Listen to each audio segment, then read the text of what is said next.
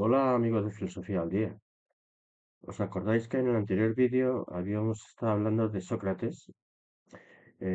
Bueno, yo había titulado el vídeo de Sócrates como problema, ¿no? Porque, porque hay un antes y un después de Sócrates. Y esto es un tema que trata Nietzsche en un libro que es el ocaso de los dioses. Digo, perdón, es un título de Luciano Visconti. El ocaso de los ídolos. y, y veréis, entenderéis ahora a lo que se refiere. Eh, el problema de Sócrates lo llama. Os voy a leer solo un poco, ¿no? Los más sabios de todas las épocas, ¿m? Siempre los que parece que tienen conocimiento y tal, han pensado siempre que la vida no vale nada. Siempre y en todas partes se ha oído de su boca el mismo acento, un acento cargado de duda, de melancolía, de cansancio de vivir. Nietzsche, recordar que es un vitalista y está a favor de los valores de la vida, no buscando transmundos. Entonces, Sócrates es el primer ser, en opinión de él, decadente, que para él vivir es un castigo. De hecho, cuando muere, a punto de morir, dice, llevemos un gallo a Esculapio, ¿no? Como agradeciendo, Esculapio era el dios de la muerte, como agradeciendo que moría, ¿no? Entonces lo trata como un filósofo que está en contra del vitalismo y que es el primer moralista, que habla de mundos más allá de este, que luego lo recoge Platón, el mundo de las ideas, ¿no? Y, y por eso le hace esta crítica tan severa. Eh, de todos modos, conviene explicar cómo era Sócrates, ¿no? Según Nietzsche, bueno, según Nietzsche y los conocimientos que se tienen, él era de clase baja, y eso es algo que irritaba bastante a Nietzsche, porque él lo que venía a decir es que lo que había hecho era revolucionar a las clases bajas, a los jóvenes, revolucionarlos, metiéndoles ideas absurdas, como era la dialéctica, como era la idea de aprender a dialogar. Y todo eso estaba en contra de la Grecia, mm, de la que habla Nietzsche, que es una Grecia que es trágica, una Grecia que de alguna manera asume que, que existe un destino que se llama Moira, y luchar contra el destino conlleva una ibris, que es algo que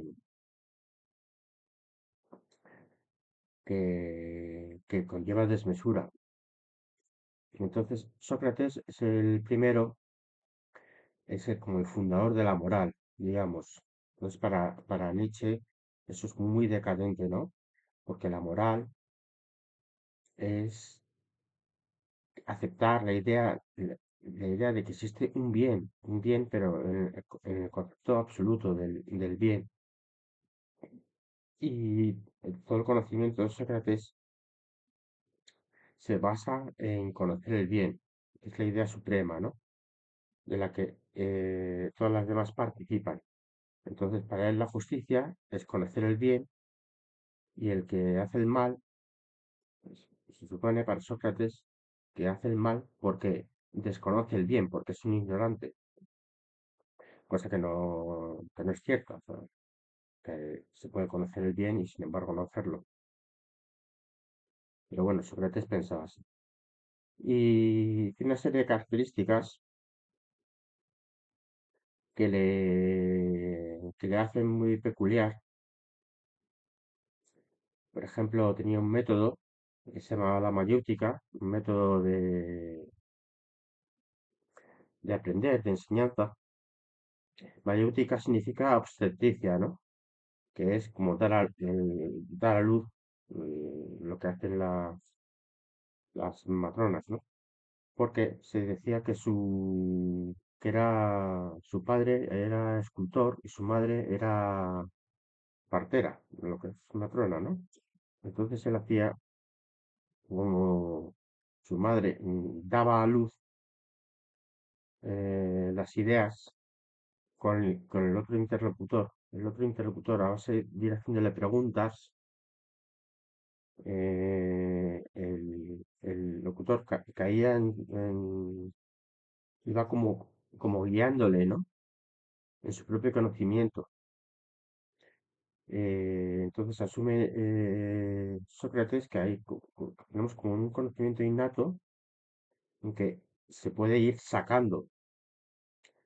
Y entonces luego esculpía esas ideas como su padre, como escultor.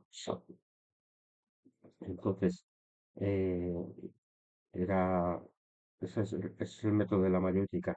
Y comenzaba haciéndolo a través de lo que se llamaba la ironía socrática, que era hacerse el ignorante. De manera que si alguien le decía, pues, voy a dar un discurso de una gran belleza, pues Sócrates le preguntaba, pero ¿me puedes definir qué es la belleza? Y entonces el otro a lo mejor le respondía una cosa muy, muy obvia, y entonces decía, pero ¿estás seguro de que eso es la belleza? Y, y de esa manera iba dando a luz a la idea de lo que era la belleza. Con Sócrates nace el concepto del yo, va naciendo el concepto del yo, que implica, que implica una reflexión, o sea, una reflexión sobre uno mismo, ¿no? Y entonces la filosofía ahí toma ya un principio psicológico, que es tratar de entender lo que hay dentro de nosotros. Entonces, a partir de Sócrates nacen escuelas, como son los estoicos o son los epicúreos, en que dotan a la filosofía de un saber práctico, terapéutico, en donde la filosofía de lo que se encarga es de enseñarte a vivir mejor. Eh, y todo esto tiene lugar porque Sócrates se inicia en realidad quería iniciarse en los conocimientos de la ciencia jonia, pero resulta que, claro, empieza por Heráclito y se da cuenta de que no le entiende a Heráclito, porque Heráclito es un personaje muy, muy oscuro, ¿no? Que se llama. Entonces rechaza la ciencia jonia y empieza a interesarse por los problemas del hombre, ¿no? Que es también ahí el nacimiento de la ética, bueno, según Nietzsche, el nacimiento de la moral, porque claro, él simplemente parte de un concepto que es que hay una idea, que es la idea del bien, que está por encima de cualquiera, y nosotros que es un concepto por sí mismo. Entonces, ahí es uno de los problemas fundamentales, es que nacen los conceptos. Con Sócrates es el creador de los conceptos, ¿no?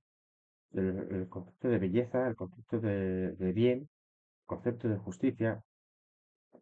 Luego lo recogerá su discípulo Platón y hablará pues del mundo de las ideas, donde existen unas ideas que son perfectas, de las que participan las cosas, ¿no?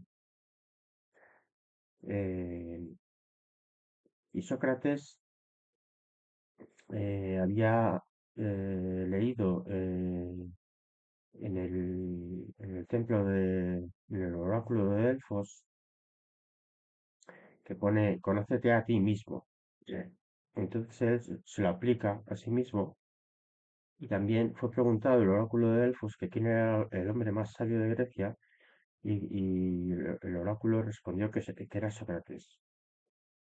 Era Sócrates porque Sócrates dijo aquella famosa frase de solo sé que no sé nada, ¿no? Es decir, que era el único que era capaz de admitir que su propia ignorancia, su propia ignorancia, ¿no? Y que no sabía nada, mientras que otros ni siquiera sabían eso. Eh,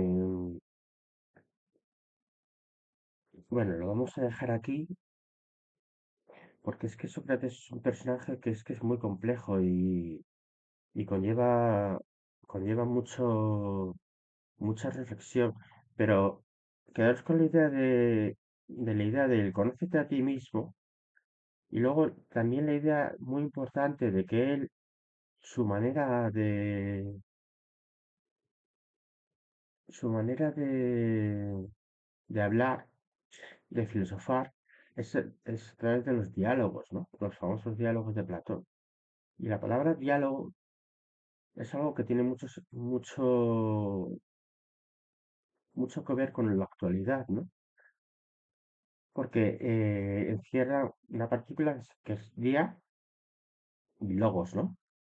Logos, en este caso, se puede traducir por palabra y día es un prefijo que se puede traducir por a través de la palabra. Entonces, tiene mucho que ver con la psicología y con la idea de que eh, el yo, que nace con Sócrates, a través de otro yo, a través del diálogos, a través de la palabra, es como se construye. Entonces, eso es una idea totalmente transgresora, ¿no? Para esa época, porque hasta esa época no existían esos conceptos. Anteriormente, los griegos trágicos, Esquilo, Sófocles, eh, representaban sus tragedias y las tragedias eran algo coral, era algo en que los personajes estaban metidos dentro de lo que os he dicho antes, que era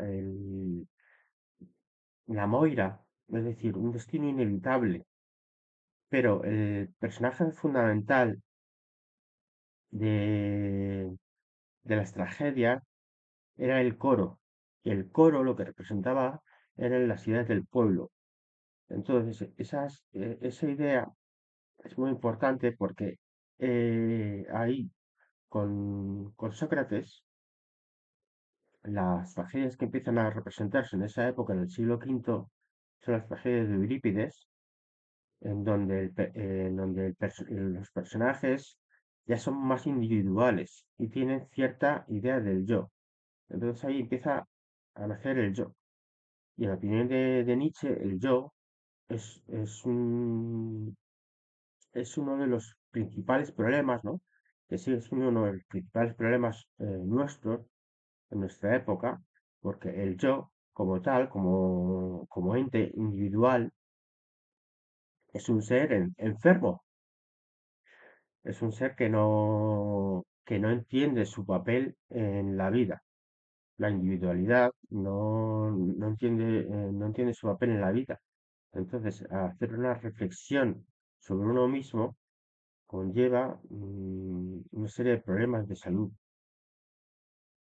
que es un poco a donde yo quiero llegar, ¿no? De cómo se ha ido originando los problemas de la salud mental. es porque precisamente ha nacido la idea del yo. Si el hombre no es un yo, sino que forma parte de un todo, como ocurre, por ejemplo, en las filosofías orientales, al sentirse formar parte de algo, quedan excluidos esas ideas individuales, ¿no? Esas ideas individuales que lo único que hacen es crear una inmensa depresión y un inmenso malestar, porque el yo no sabe situarse dentro de la sociedad. El yo busca ser, la- ser un solipsismo, ser solo él mismo. No. Entonces, para Nietzsche, lo importante es vencer ese yo, apartarnos de ese yo, que no va a ocurrir después de Sócrates, porque al contrario, lo que se va a hacer es, vamos a aprender cómo curar ese yo, ¿no? Como, como sucede en los estoicos, ¿no? Con la idea de, con la idea de la frónesis, con la idea de la ataraxia, que son como una serie de virtudes que tiene ese yo, pues que hay que controlar y tal. Pero esto lo veremos en otro vídeo, ¿vale? Bueno, muchísimas gracias.